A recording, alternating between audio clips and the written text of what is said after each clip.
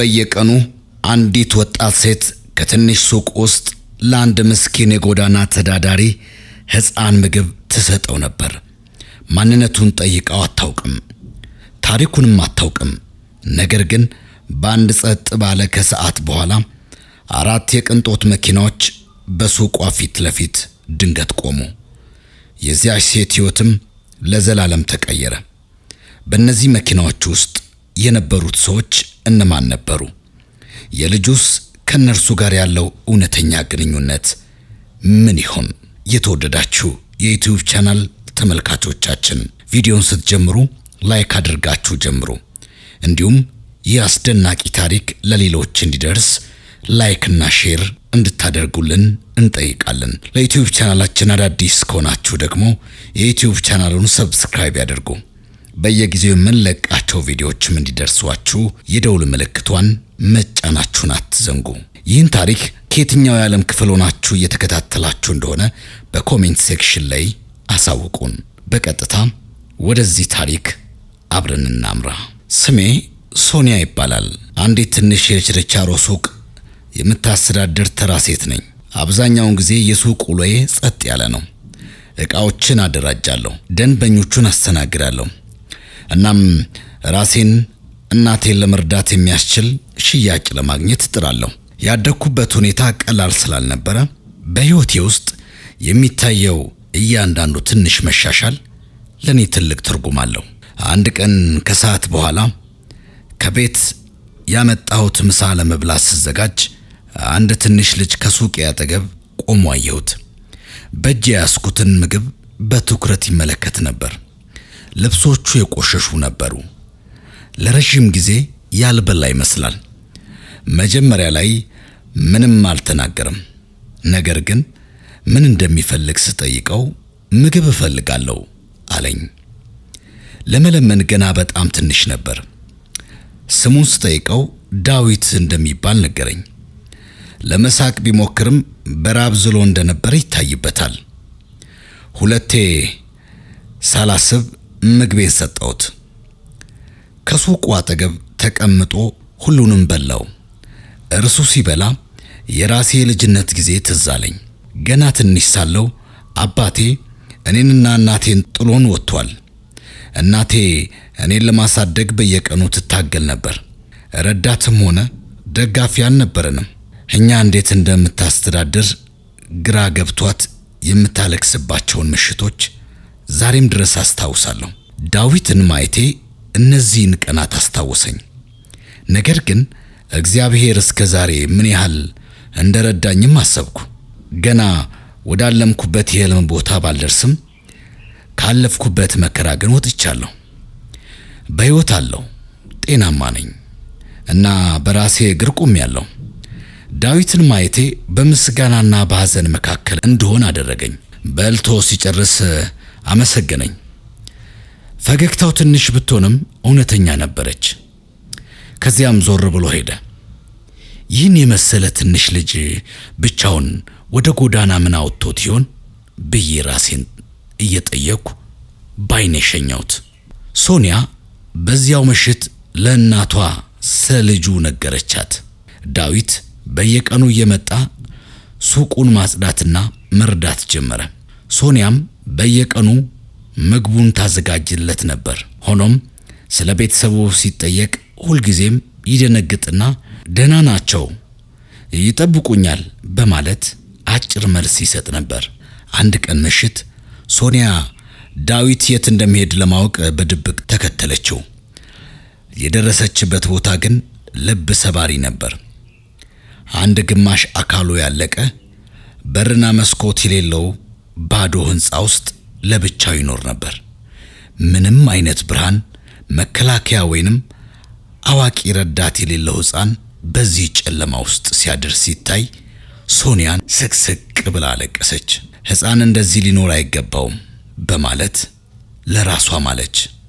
በማግስቱ ሶኒያ ለዳዊት አዲስ ልብሶችንና ጫማ ገዝታ በደስታ እየጠበቀችው ነበር።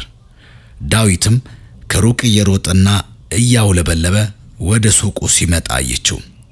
ነገር ግን በዚያው ቅጽበት አንድ በከፍተኛ ፍጥነት የሚነዳ መኪና መጣ። ልጁ መንገድ ላይ መሆኑን አላየም።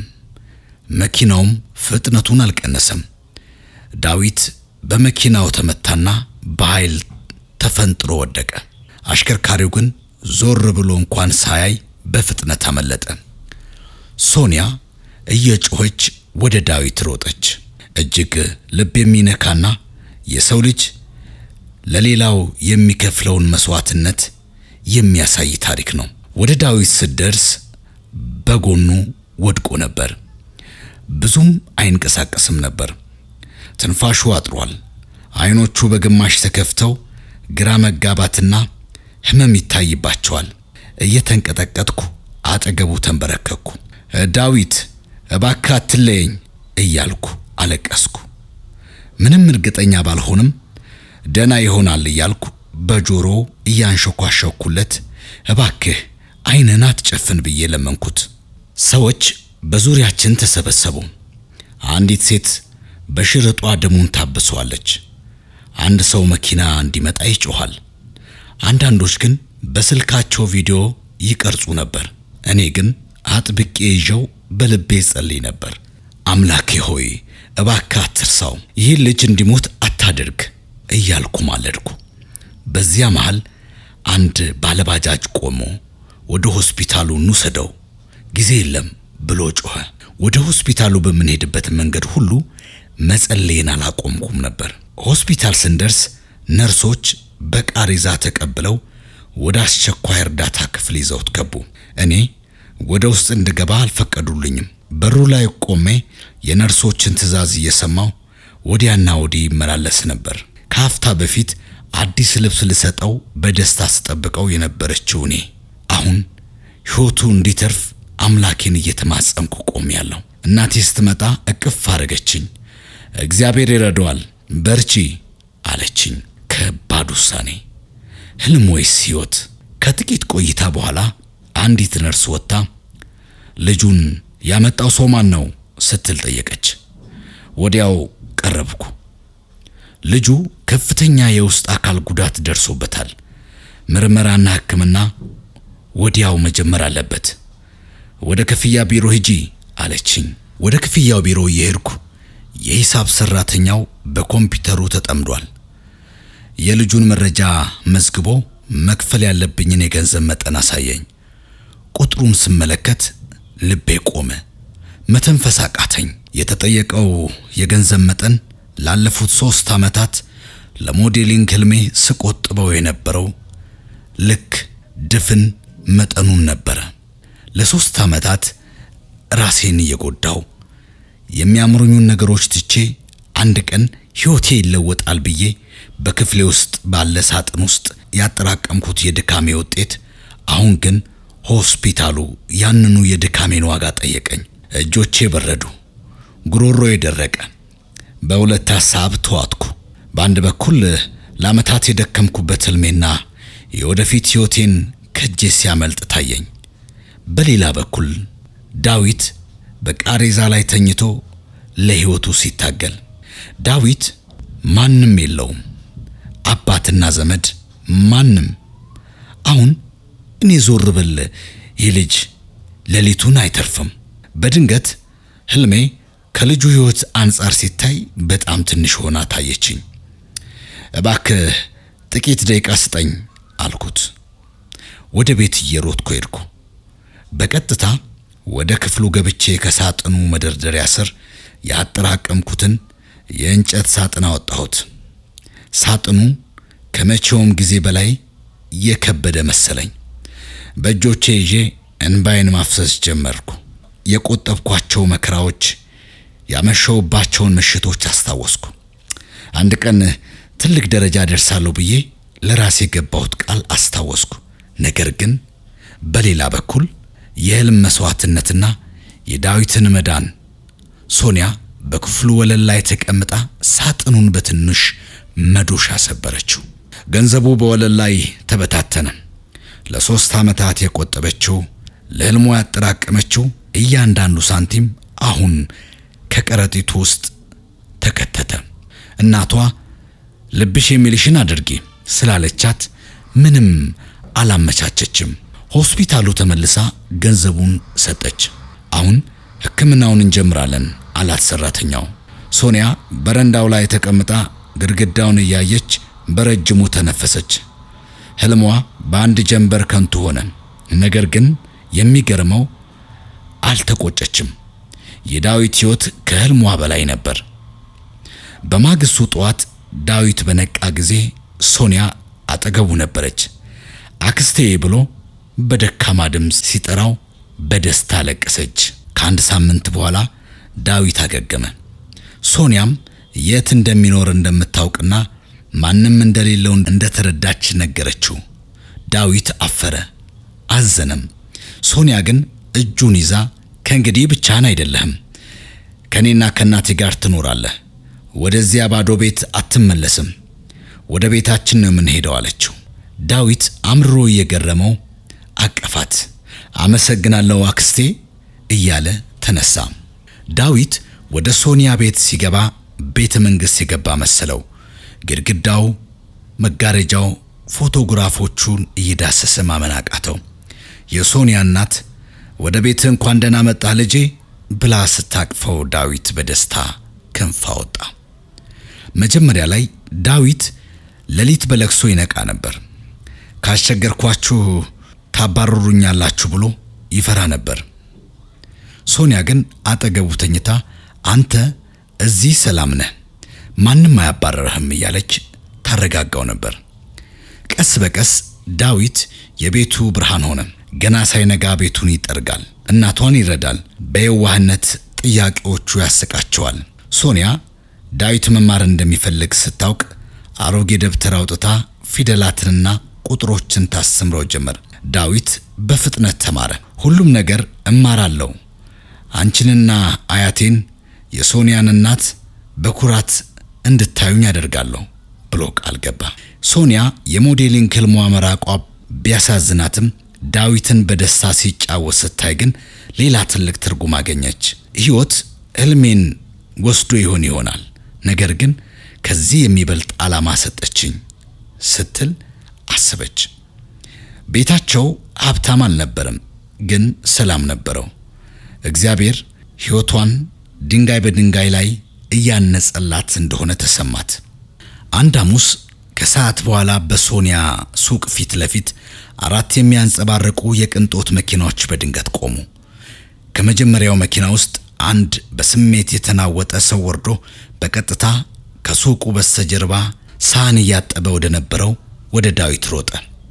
ሰውየው በለቅሶ ተውጦ ዳዊት ልጄ በእርግጥ አንተ ነህ እያለ ጮኸ።